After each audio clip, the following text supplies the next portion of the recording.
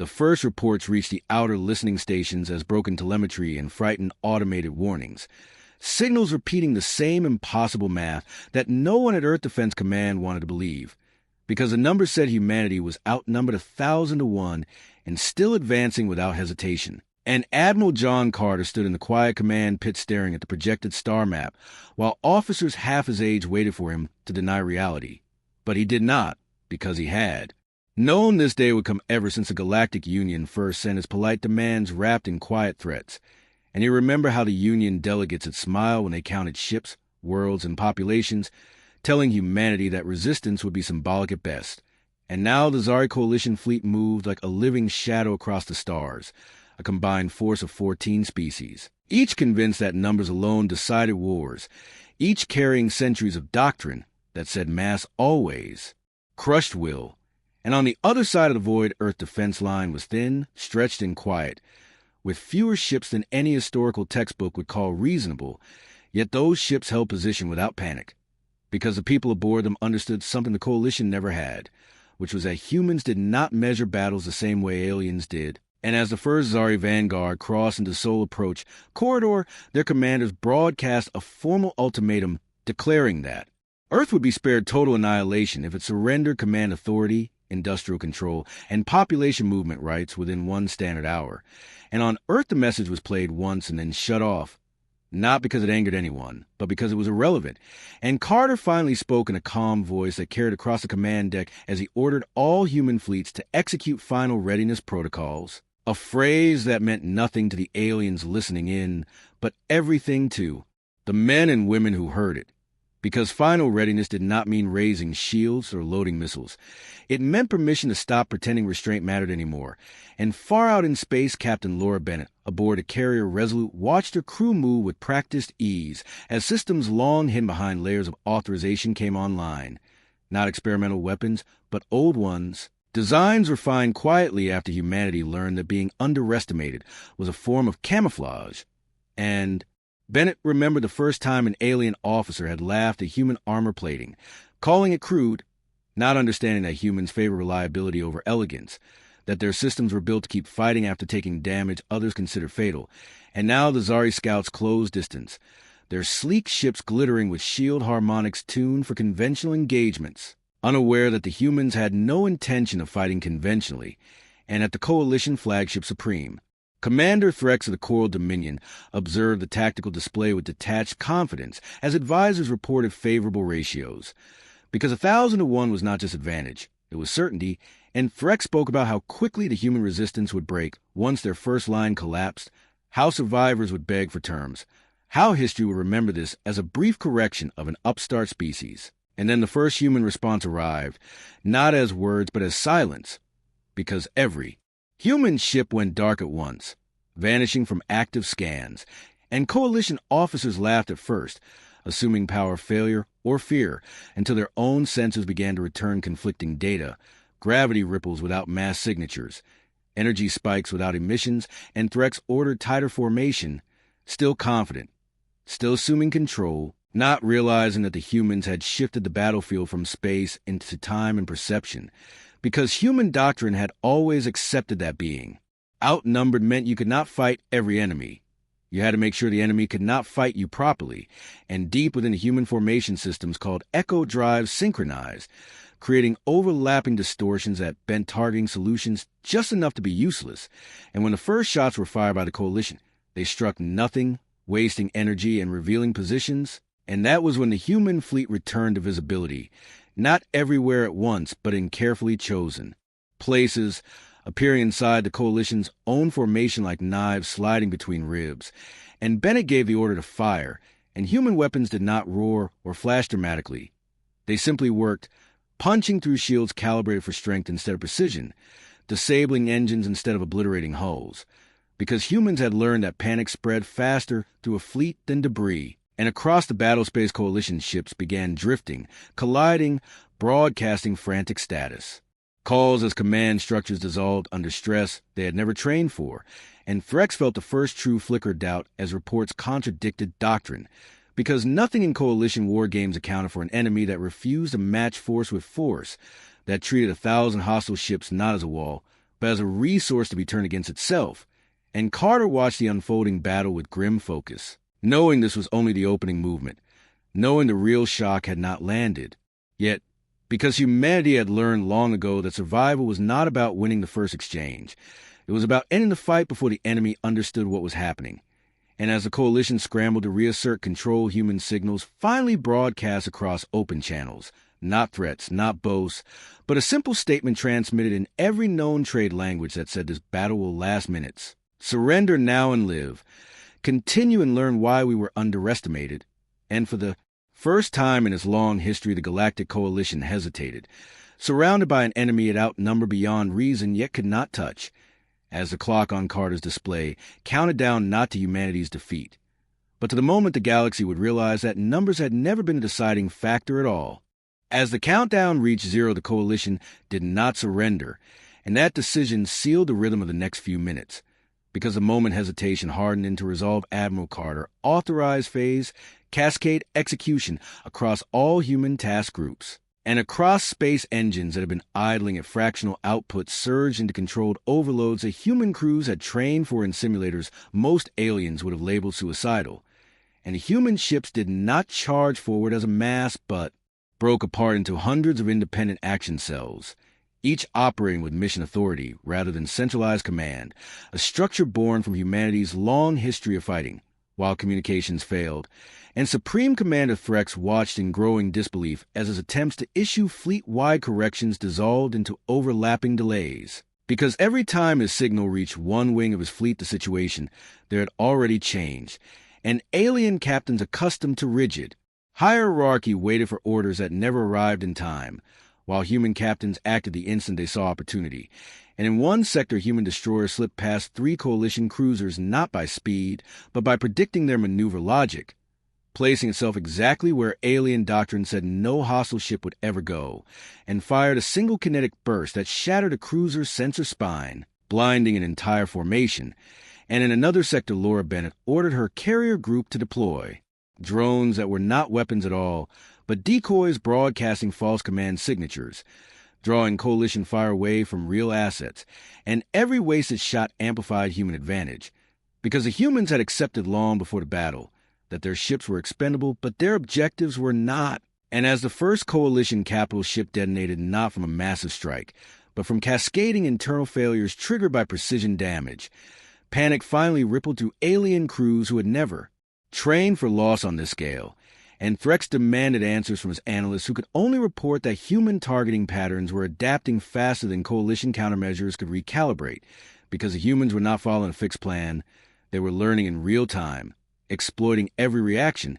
And Carter leaned close at his display as red markers representing enemy ships began to blink out faster, not because humanity was destroying them all, but because many were disabling themselves in frantic attempts to regroup, colliding, overloading reactors, or retreating blindly into friendly fire. And Earth civilian networks received the first sanitized updates showing the battle had begun and already shifted. And across the planet, people watched with quiet disbelief as commentators struggled to explain how a force so outnumbered could look so controlled. And in the Coalition rear, Admiral Zella de Veron realized too late that human logistics ships were not staying back, but moving deliberately through combat zones, resupplying forward units under fire, a practice aliens avoided because it violated every safety protocol. But for humans, it meant the fight never slowed, and when Zell attempted a flanking maneuver, he discovered that humans had anticipated it minutes earlier, laying fields of autonomous mines that did not explode on contact but latched onto hulls, draining power and feeding targeting data back to human networks. And Threx's voice lost its confidence as he ordered a general withdrawal that his fleet could not execute cleanly, because withdrawal itself required coordination humans had already destroyed, and as minutes passed, coalition losses climbed past thresholds no one had imagined possible, and Carter finally authorized a last demonstration, the one meant not to win the battle, but to end the war. And across the human fleet, a synchronized pulse rippled outward, a controlled release of gravitational distortion that did not tear ships apart, but knocked them out of alignment, leaving thousands of coalition vessels drifting helplessly alive but defeated, and Carter transmitted a final message stating that this engagement was over and that any further hostile action anywhere in human space would receive the same response without warning.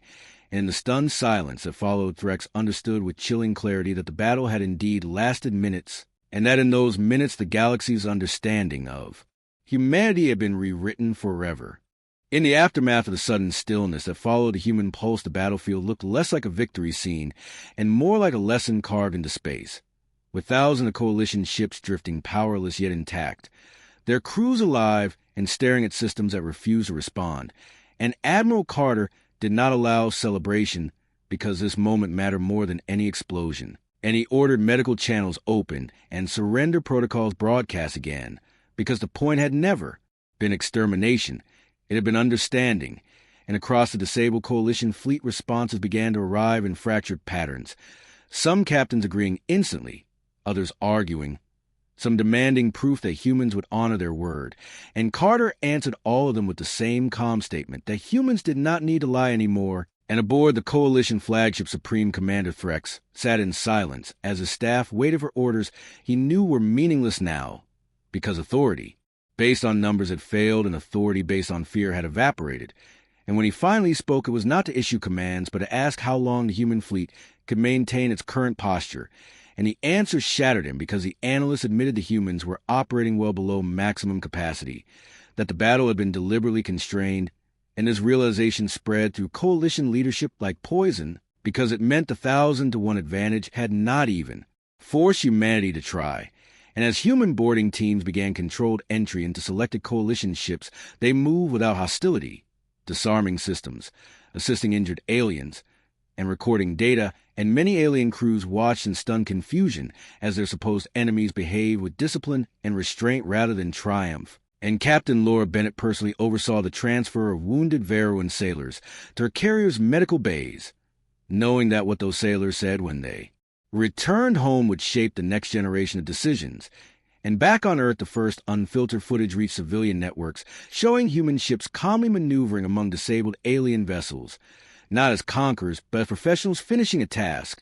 And public reaction was not rage or celebration, but a deep collective exhale, because humanity had lived for decades under the quiet pressure of knowing this moment would come.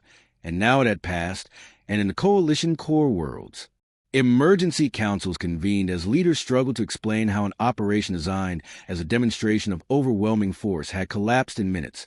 And many refused to believe the reports until raw, censored data arrived confirming the impossible. And scientists argued that the human gravitational pulse violated accepted safety margins, while human engineers calmly explained that those margins were based on assumptions humans had never shared. And as hours passed, Carter received confirmation that no human ship had been lost, a statistic he did not announce because it was irrelevant compared to what had been gained, which was strategic certainty.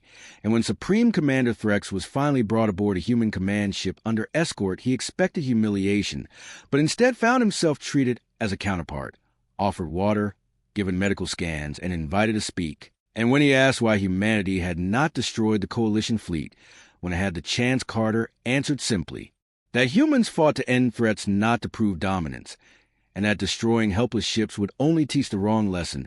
And Threx understood then that the true defeat was not tactical but philosophical, because the coalition had believed superiority meant control, while humanity believed survival meant adaptation. And as the disabled ships were released one by one under binding ceasefire terms, and allowed to retreat, the galaxy began to absorb the truth that humanity was not a sleeping giant but a watchful one, fully aware of its own capacity.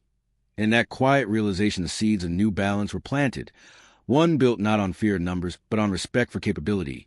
And the battle that had lasted minutes continued to echo outward, reshaping alliances, doctrines, and expectations far beyond the silent stars where it had been fought.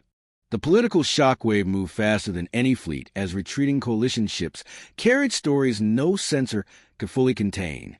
And within days, emergency assemblies ignited across dozens of worlds where leaders who had dismissed humanity now faced populations demanding answers. And Admiral Carter remained at the edge of human space not as a conqueror, but as a gatekeeper, because he knew victory created temptation on all sides, and he ordered human fleets into visible but non-threatening patrol. patterns designed to show readiness without aggression, and this choice confused alien observers who expected retaliation or expansion, while within the coalition fractures widened as member species argued over blame, doctrine, and the meaning of defeat, and Supreme Commander Threx, now released under parole conditions, was escorted back to his people carrying a message he never expected to deliver, which was that the humans had not only spared the fleet, but had returned full sensor logs, explaining exactly how the defeat occurred. And many coalition admirals rejected the data as deception until independent analysts confirmed its accuracy, forcing an uncomfortable reckoning that human superiority had not come from secret superweapons, but from philosophy, training, and a willingness to operate under uncertainty. And on Earth, civilian leaders met with military command to decide how much of humanity's capability should be revealed going forward. And debates grew intense because some argued that secrecy had protected humanity, while others insisted that transparency now would prevent future miscalculations. And Carter spoke once during those meetings, reminding them that the battle had not been about showing everything humanity could do, but about convincing the galaxy not to force humanity to do it again. And as weeks passed, diplomatic channels reopened under entirely new terms, with former coalition members requesting bilateral talks instead of collective ultimatums.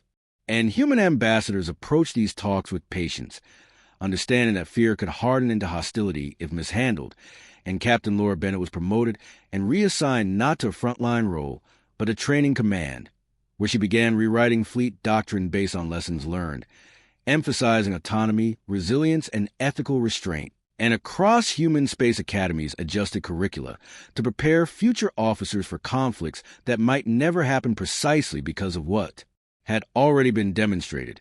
And meanwhile, alien military institutions quietly began studying human history not as curiosity, but as warning, noting how often humans had survived extinction-level threats by refusing to fight on expected terms. And Threx, now stripped of supreme authority, but still influential, testified before his people's council describing the moment he realized numbers meant nothing against an enemy who understood systems better than force ratios. And his words were broadcast widely despite attempts to suppress them, because too many had seen the drifting fleets with their own eyes, and in distant systems neutral observers updated threat assessments placing humanity in a category that had previously not existed. Neither expansionist empire nor passive minor power, but something far less predictable, and Carter received intelligence reports indicating that pirate activity and border skirmishes across nearby regions had dropped sharply as word spread that human response times were short and human tolerance for provocation was limited. And in quiet moments, Carter reflected on how close the galaxy had come to catastrophe, knowing that if the coalition had chosen annihilation over control, the outcome would have been far darker. And as memorials were quietly held on Earth not for lost ships, but for the fear humanity had carried for generations, a collective understanding settled in that survival had finally been secured not by hiding strength, but by revealing it with discipline. And the battle that had lasted minutes continued to reshape the future not through wreckage, but through restraint, setting the stage for a galaxy force to learn that humanity did not seek domination, but would never again accept dismissal. As the galaxy adjusted to the new reality, subtle shifts began to surface that no single broadcast captured, but which human analysts tracked carefully. Because power rarely announced itself loudly after a shock, it moved quietly through changed behavior, and Admiral Carter remained cautious as reports showed former coalition patrol routes dissolving, replaced by decentralized local defense networks modeled loosely on human doctrine.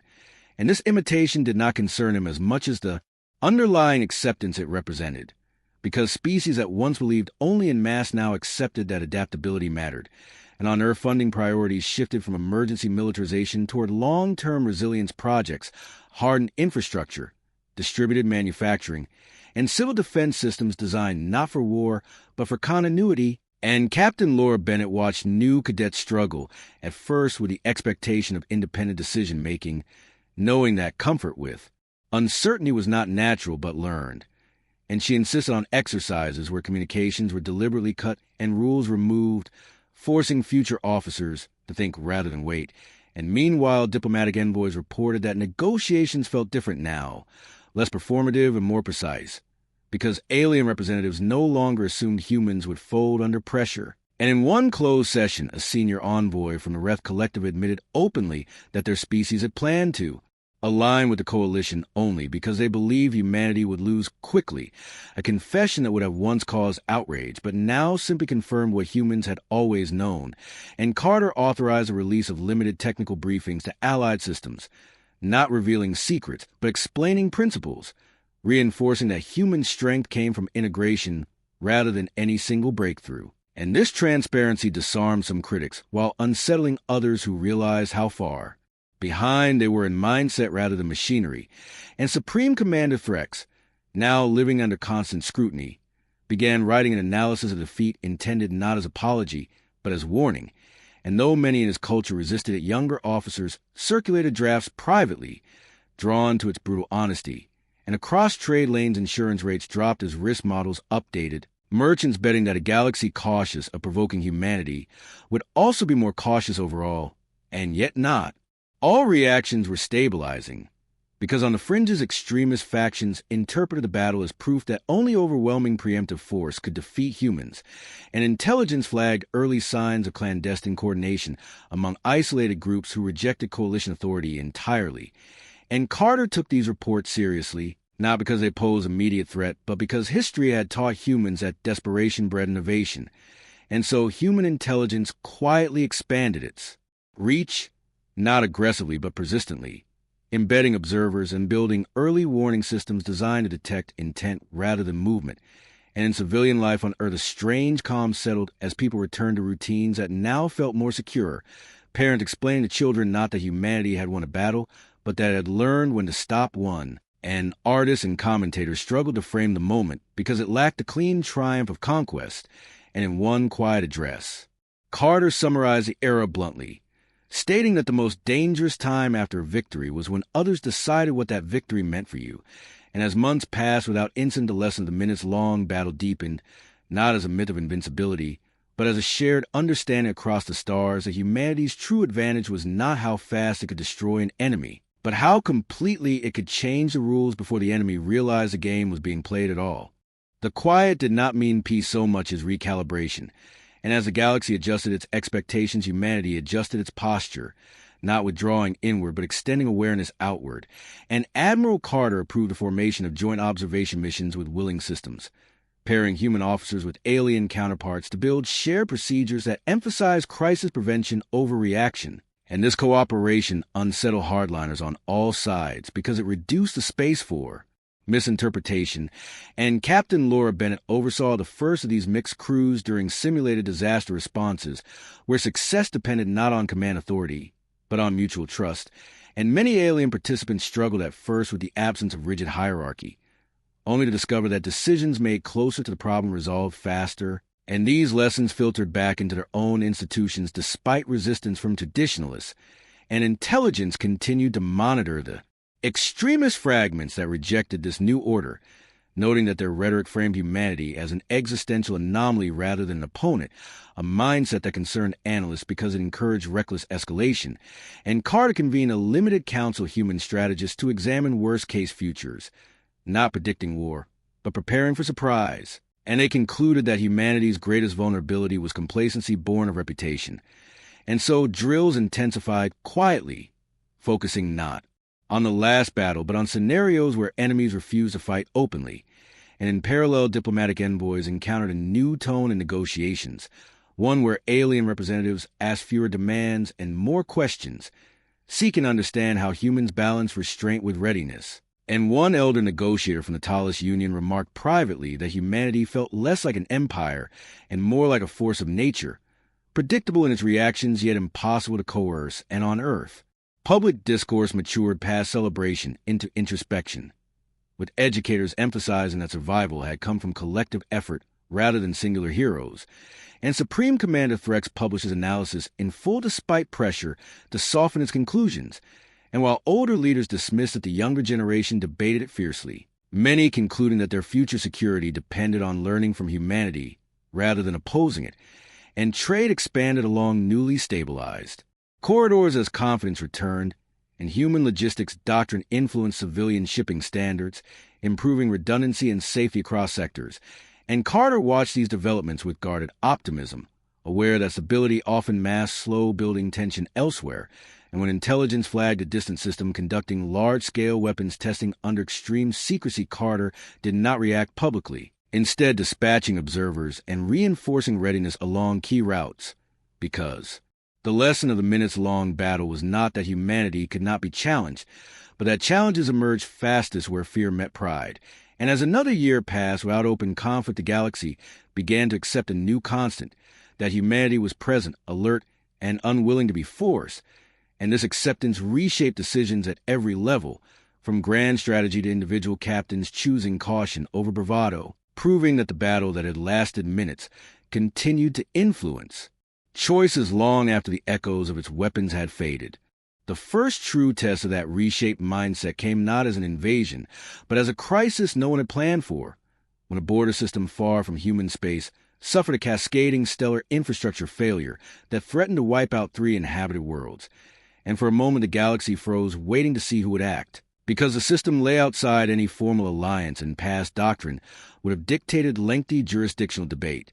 But Admiral Carter authorized immediate response without waiting for permission, and human relief fleets moved with the same precision once reserved for combat, arriving alongside ships from species that had once stood against them, and Captain Laura Bennett coordinated mixed task groups in real time, watching alien officers hesitate before making autonomous calls, and then slowly begin to trust their own judgment. And as evacuation corridors stabilized and reactors were brought back under control, the lesson spread faster than any communique, that humanity's methods were not only effective in war, but invaluable in preventing catastrophe, and this realization shifted perception more deeply than the battle ever could, because it reframed human strength as stabilizing rather than threatening, and in the aftermath, councils across the galaxy quietly revised emergency protocols to include human participation by default, not as overseers, but as partners, and extremist factions watching from the shadows found their narratives weakened as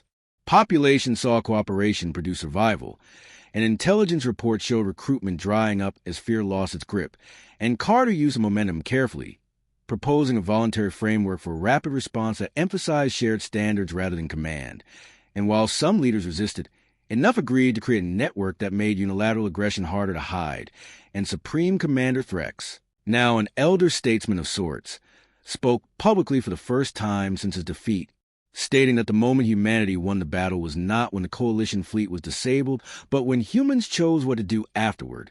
And his words carried weight because they were no longer defensive but reflective, and on Earth children studied the minutes-long battle not as a tale of domination, but as a case study in decision-making under pressure, learning that being outnumbered did not mean being powerless. And Carter prepared his retirement papers quietly, believing that leadership meant knowing when the lesson had taken root. And as he stood one last time on the command deck, watching a galaxy that now moved with cautious confidence, he understood that humanity's greatest victory had been teaching others to pause, think, and adapt before reaching for force, ensuring that the battle that had lasted minutes would not need to be repeated. The transition command happened without ceremony because Admiral Carter insisted that continuity mattered more than symbolism, and as he stepped away, the structures he helped build continued to function exactly as intended, quietly and without drama, and the galaxy noticed that nothing destabilized when humanity changed leaders, which reinforced the understanding that human strength was systemic rather than personal.